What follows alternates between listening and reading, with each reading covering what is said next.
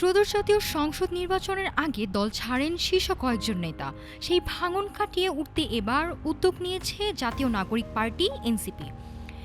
পদত্যাগী নেতাদের দলে ফেরাতে আগামী ২৬ ফেব্রুয়ারি ডাকা হয়েছে একটি বিশেষ সভা। দলীয় সূত্র জানায়, সভায় পদত্যাগী নেতাদের পূর্ণ সম্মিলন, সাংগঠনিক পুনর্বিন্যাস এবং নির্বাচন পরবর্তী করণীয় নিয়ে বিস্তারিত আলোচনা হবে। ইতোমধ্যে ত্রয়োদশ জাতীয় সংসদ নির্বাচনে অংশ নেয়া ৩০ প্রার্থীকে নিয়ে এক দফা বৈঠক হয়েছে।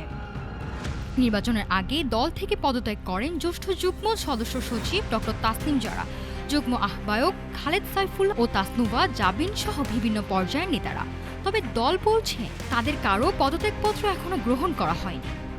এনসিপির যুগ্ম আহ্বায়ক মনিরা শারমিন বলেন, আমরা ২৬ ফেব্রুয়ারি গুরুত্বপূর্ণ সভা ডেকেছি। নির্বাচন পরবর্তী পর্যালোচনা ও সাংগঠনিক দুর্বলতা নির্ধারণের পাশাপাশি যারা পদত্যাগ করেছেন তাদের কিভাবে দলে ফিরিয়ে আনা যায় সে বিষয়ে আলোচনা হবে। আমাদের দরজা সবার জন্য খোলা। দলের শীর্ষ নেতৃত্ব মনে করছে পদত্যাগ নেতাদের ফিরিয়ে আনতে পারলে তৃণমূল আরও শক্তিশালী হবে। নির্বাচনের সংগঠনের দুর্বলতার কারণে অনেক প্রার্থী বিপাকে পড়েছিলেন। এখন জেলা ও উপজেলা পর্যায়ে কার্যক্রম পুনর্বিন্যাসের পরিকল্পনা নেওয়া হচ্ছে। এনসিপির এই উদ্যোগকে ঘিরে রাজনৈতিক অঙ্গনে তৈরি হয়েছে নতুন আলোচনা।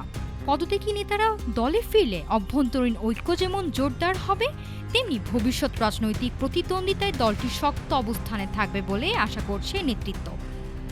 এখন দেখার বিষয় ২৬ ফেব্রুয়ারির সভায় কি সিদ্ধান্ত আসে এবং পদত্যাগী নেতারা সত্যি দলে ফেরেন কিনা। নাফিস সামিয়া, ঢাকা টুডে।